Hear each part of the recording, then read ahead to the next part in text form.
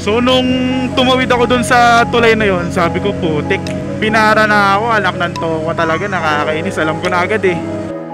Okay, kuha na natin. Sa wakas, grabe, ubos na ubos ang pasensya ko, ang tagal.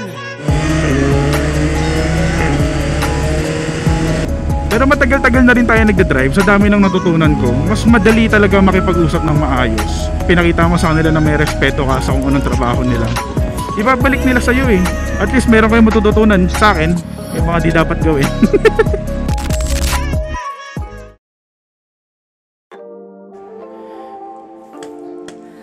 Iyan na nga ba ang sinasabi ko, dumating na ang panahon na kinakatakutan natin na dali tayo ng speeding. Visit. So first time natin mahuli at makuhanan ng lisensya. Kaya ngayon tutubusin natin sa LTO main kasi sa SCTEX tayo nahuli. Kung kailan tayo pinakamabagal. Medyo nakakainis, nakakabuisit ang pangit ng simula ng linggo natin. Pero bago ang lahat ng yan, labas muna natin tong motor. Cold start.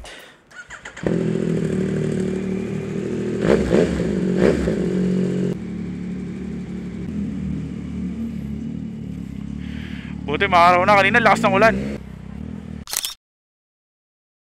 Yun ba yung bagong motor? Yung 55,000 yung 55,000.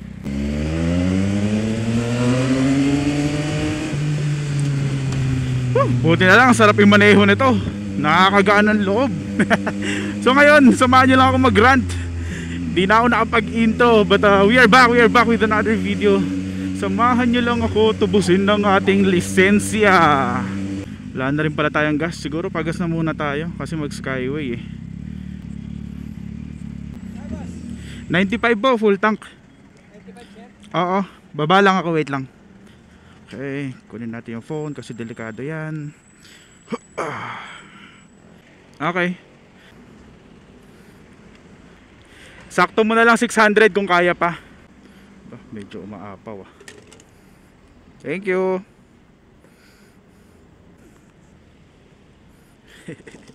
Papauwi si kuya eh. Pan thumbnail. Yan. Mag skyway tayo ngayon. Kahit ayoko dun kasi sobrang mahal. Tumakas lang ako sa trabaho. Wala na tayong no choice. Third day na nung ticket natin. Ang pagkakaalam ko yung ticket na yon, it also serves as temporary license. So meron tayong 3 days. Nahuli tayo Friday o Saturday ata. Monday ngayon. So kunin na natin hanggat maaga pa. Lah, gagawa ng e-bike. Sira ulo. Ayun oh, may umiga oh.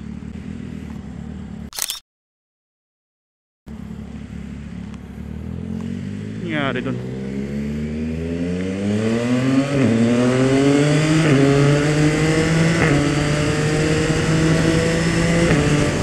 Well, bahala na kayo sa problema nyo. May sarili akong issue.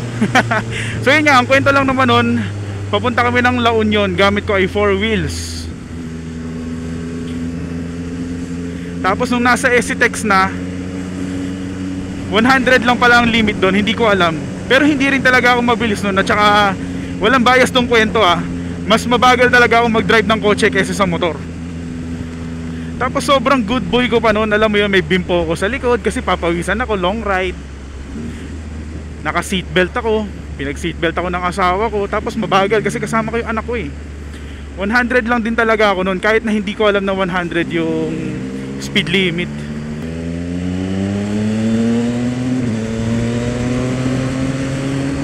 Pero may isang part doon na siguro may 4 na kotse akong katabi. Gusto ko mag-overtake. So hindi naman nalanganin yung overtake ko.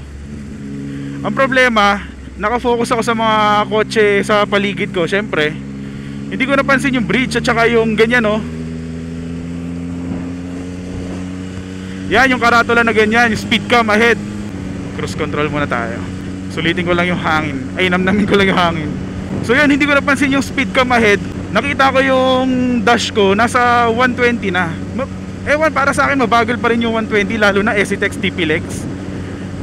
Hindi ko siya mabilis kinuha yung 120, mabagal yun. Alam mo yun, yung sobrang gradual lang na pag speed up mo. Tapos nung napadaan ako ng bridge, madalas kasi sa mga hindi nakakaalam, kapag may speed cam na karatula, totoo yan, may isang poste na mahaba, nandun yung camera. Or kapag may bridge, nandun yung camera. So hindi ako nakapag-adjust ng speed ko. Alangan namang bigla akong mag-slow down, may kotse sa paligid ko, medyo magiging unpredictable yung pag-drive natin. Mas delikado yun eh. So nung tumawid ako dun sa tulay na yon, sabi ko putik, kasi alam kong posible na. So ayun, biyahe lang hanggang makarating na dun sa may toll. Pinara na ako, alak ng toko talaga, nakakainis. Alam ko na agad eh. Aminado naman ako na umapak ng 120, pero nakakainis lang kasi for me, ang bagal. Tapos isa yun sa pinakamabait na drive ko kasi nag-iingat ako, long ride, nire-reserve ko yung energy ko eh. Putik, dun pa ako nahuli, napakamalas naman talaga.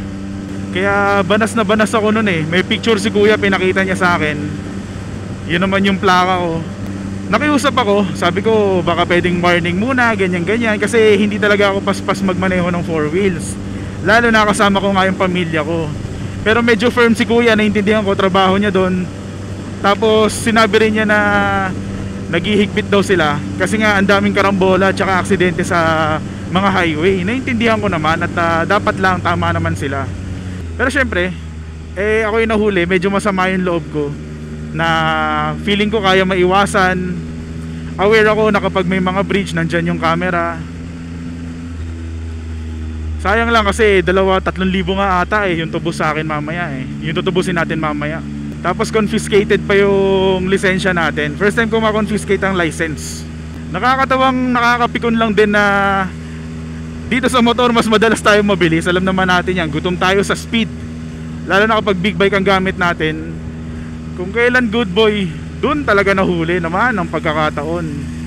Kaya medyo mas nakaka-bad trip. Pero ang dami ko rin natutunan na kapag sa mga ganyang highway ka pala na huli, diretso sa main office sa may Quezon ang lisensya mo. Tapos yung silbi pala ng pinaka-ticket na pink, 3 days validity pala. Yun yung magsaserve as your temporary license habang kukunin mo pa lang yung real license mo. So meron tayong Sun, Monday, ngayon yung pangatlo. Kaya itinakas ko na sa work kasi lagi ako naghahatid sa anak ko eh. Kailangan natin ng lisensya. Nagsisimula pa lang yung bakasyon namin nun sa LU. First time ko rin kasi sa LU, kaya good mood din ako nun. Masaya, excited. Tapos yun yung bumungad, nahuli agad. Ay nako, pamatay sunog eh. Hindi rin ako nakipagtalo nun. Hindi na ako alam mo, hindi ko na trinay suhulan, mga ganyan. Masama yun, huwag nyo gagawin yun. Bad yun. Chill lang din naman si kuya. Ano lang siya, firm siya kung ano yung nahuli at saka kung ano yung nakita. Lalo na meron siyang record.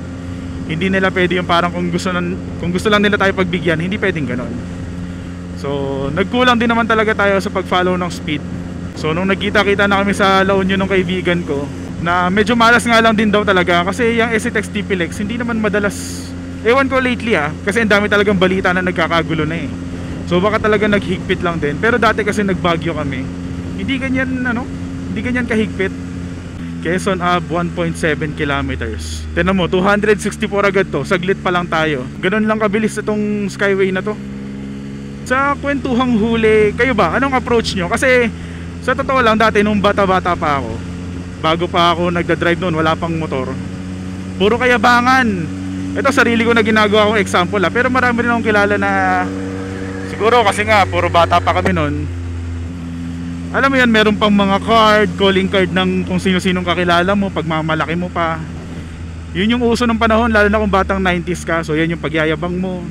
Kilala mo ba si ganyan? Tawagan ko. Mga ganun yung approach eh. Pero ngayon tumatanda na, siguro dahil na rin sa social media, ayaw mong, may takot ka na eh, may takot ka na mabash. Hindi dahil nagva-vlog tayo Kumbaga kahit sino ka, makunan ka ng camera, sumikat ka, dagdag problema pa eh. Bukod dun sa problema na ticket mo, di ba? So ngayon mas kalmado na tayo. Pero mostly because of age tingin ko. Parang wala na akong energy para magpa-stress pa dyan. So nung time na yon medyo maayos yung approach ko. Nakikiusap ako, ganyan-ganyan, inaamin yung pagkakamali ko. Pero nung kabataan, bakit yun? Bakit to? Hindi. Alam mo yun, magdadahilan ka pa. Basta tawag ka ng kaibigan mong makapangyarihan. Yun talaga yung uso dati eh. So hindi naman natin ginanon ngayon. So kayo ba, paano approach nyo kapag ganyan? Well, malamang di kayo aamin. Alam nga namang mag-comment kayo sa YouTube, di ba? Tapos sabihin nyo, Pinagbumumura nyo lang yung mga enforcer. Nagtanong pa eh. Pero matagal-tagal na rin tayo nagda-drive. Sa dami ng natutunan ko, mas madali talaga makipag-usap ng maayos. Kapag mabait ka sa kanila, pinakita mo sa kanila na may respeto ka sa kung anong trabaho nila, ibabalik nila sa'yo eh. Hindi yung puro kayabangan ka. Kaya parang balikan lang ba, ganon. Ay, negative. Ay, 264 oh. Mahal talaga, grabe. Mamadali lang tayo ngayon. Tuloy pa rin ba ang motorcycle lane ngayon? Uy, Pegasus oh. Sarap siguro kape dyan. Hindi ako updated. Actually pati yung ano, kung yung big bike ba allowed dito sa ibang lanes. So pa-comment naman para may matutunan din ako. Dun sa ticket nakalagay nga doon reckless driving, naka-check. Tapos parang may note lang na overspeeding. Akala ko nung una binaboy pa ako ni kuya, inisahan pa ako, ginawa niyang reckless driving. Pero nung pinakita ko sa mga kaibigan ko, normal pala yon, parang reckless driving siya talaga ilalagay. Kasi note na lang yung ano. Akala ko kasi may sarili siyang checkbox, yung overspeeding. Since common na ano yun eh, di ba? Dami ko rin natutunan. At least meron kayong matututunan sa akin, yung mga di dapat gawin. So kung meron kayong pupuntahan ngayon, papuntang norte din, ingat-ingat na lang, baka matulad kayo sa akin, sayang ang 3,000. Pero sabi ng isang kaibigan ko, sa T-Flex naman daw walang huli. Sabi ko sa T-Flex din ako nadali eh, di ko nga maintindihan. Pero nung nakita ko yung ticket, ano pala talaga, EasyTex. Pero kahit na, first time, nakakainis lang. May ikutan ba tayo? Ito sa ano, try nga natin umatras. Huwag na nga, baka mahuli na naman tayo. Hindi naman tawiran yun. Ayan na, kwento ko na yung huli ko. Yung iba kasi dyan, lalo na yung mga hater natin, kung makakomment, akala mo talaga mema lang eh. Ngayon kasi meron tayong sumasabog na reel dito sa may Facebook page natin. Yung tumigil ako sa stoplight, tapos yung iba nag-go. Yung iba magko-comment, sabihin nila sumusunod ka lang naman kasi may camera ka, ganyan-ganyan. Para nag-feeling perfect daw tayo. O yan, pinakitaan ko kayo ngayon, talagang nahuli tayo, di ba? So hindi ko to ginagawa for the content. Gusto ko lang talaga ikwento kung ano yung nangyayari sa atin sa daan. Kasi motovlog nga eh. Ako, sariling opinion ko lang, nababagalan ako sa 100, lalo na sa mga ganun kalaking highway. Siguro yung SLEX may intindihan ko pa kasi parang ang dami na rin tao sa SLEX eh. Hindi mo na mataasan ng more than 100 kasi baka maging delikado na. Pero itong TPLX EasyTex, sobrang luwag. Hindi mo talaga mapapansin na umaangat ka ng 100. Biruin mo kahit yung asawa ko nung mabagal mag-drive. So siya mismo hindi niya namamalayan, parang nakaapak na pala siya ng 110. So ngayon babagalan niya ng pasadya kasi nakikita na niya, nako-conscious na siya. Pero hindi talaga mabilis ang 110, 120. Mabagal. Sa mga ganyang mahabang daan. Hindi ko sinasabi sa mga gantong normal na daan. Pag mahabang daan kasi yan yung mga daan na hindi mo mamamalayan, umaangat na yung speed mo kasi dire-diretso lang. O diba, nahuli ka rin. Inunahan mo kasi, yun yung angle niya eh.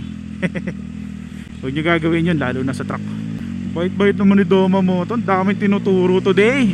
Tama rin yung kasabihan eh, na minsan kung sino pa yung sumusunod at saka yung mababait, sila pa yung napupunterya o nahuhuli. So, sorry alam ko binabalik-balikan ko yung issue, di kasi ako makaget over eh, ilang araw na. As in talagang matino yung pagdadrive ko nun. Umapak lang ako saglit ng 120 dahil sa pag overtake ko. Dun pa ako nadali. Kaya di ko matanggap eh.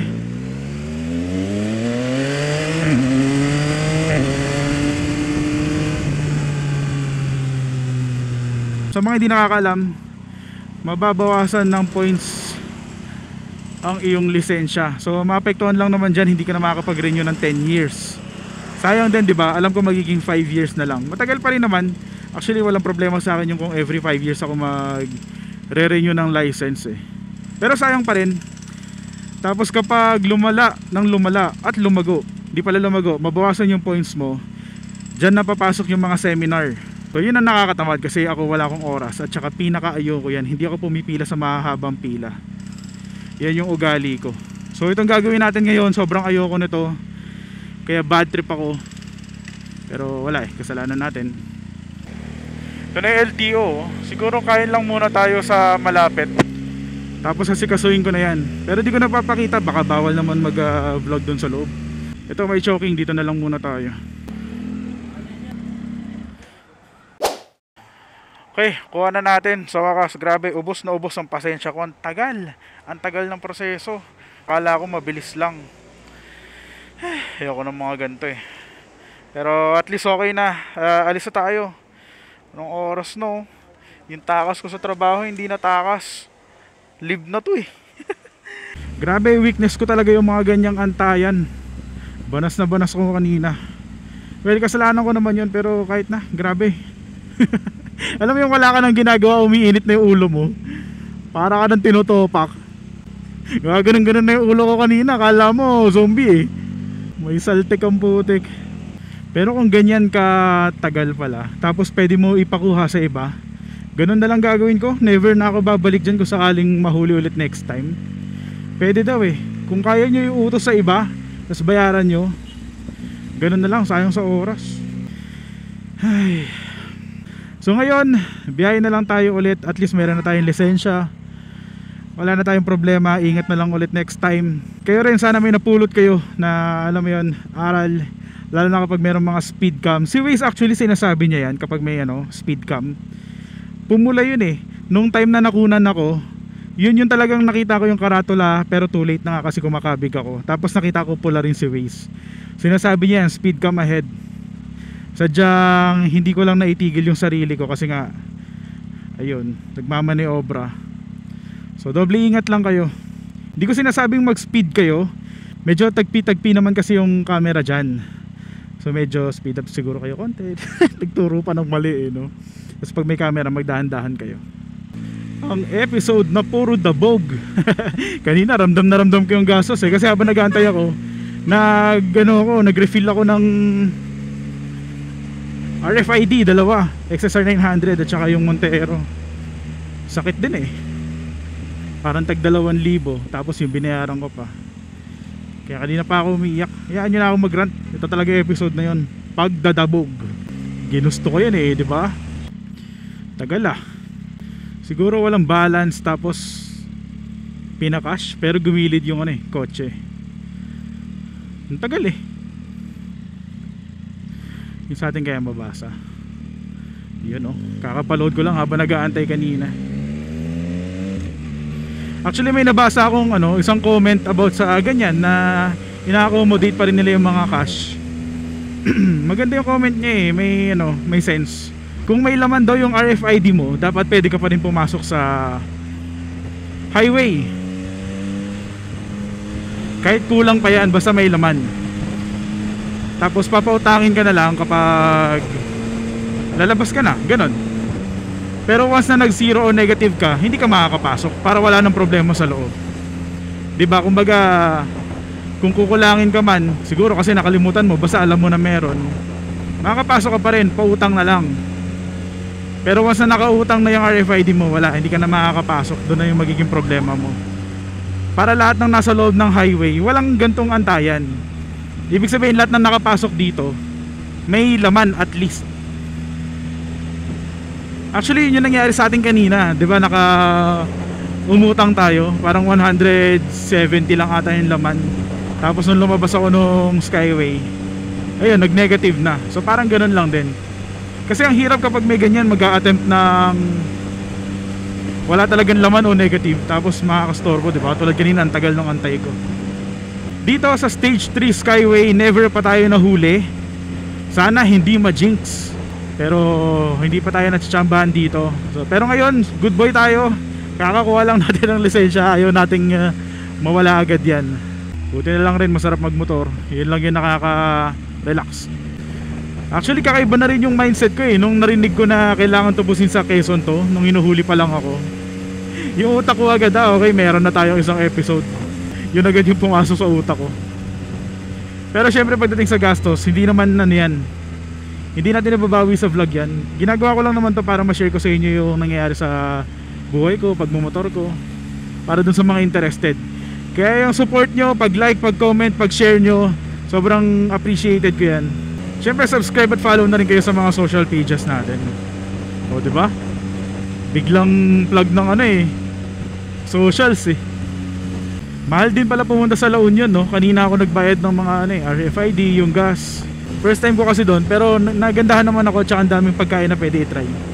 Yun lang talaga yung goal naming mag-asawa doon, kumain sa mga sikat. Mad Monkeys, yung burger, yung coffee, El Union. Pero sa totoo lang, yung El Union coffee, saks lang. Sorry sa mga may paborito dyan, pero wala, sakto lang. Masarap yung may butas. Hindi yun yung minimin ko. Masarap yung may butas na wall. Doon ka order ng kape, meron din silang frap. Ang sarap ng taro shake nila. I-try nyo. Try ko ipakita dito kasi nakalimutan ko yung pangalan. Parang glory hole. Munti ko na buti may menu pala doon, kala ko kung ano. Well, I guess hanggang dito na lang nakuha na natin ang ating lisensya. Salamat sa pagsama at sa pakikinig sa aking rant. Pasensya na kayo, pero wala, bad trip talaga. Pero again, thank you. At please don't forget to like, share, and subscribe na rin sa ating channel. Follow na rin sa ating Facebook para tuloy-tuloy lang tayo dito sa pag-vlog. Kumikita man o hindi, gusto ko lang talaga i-share. So, salamat sa pagsama. Thank you everyone, ride safe.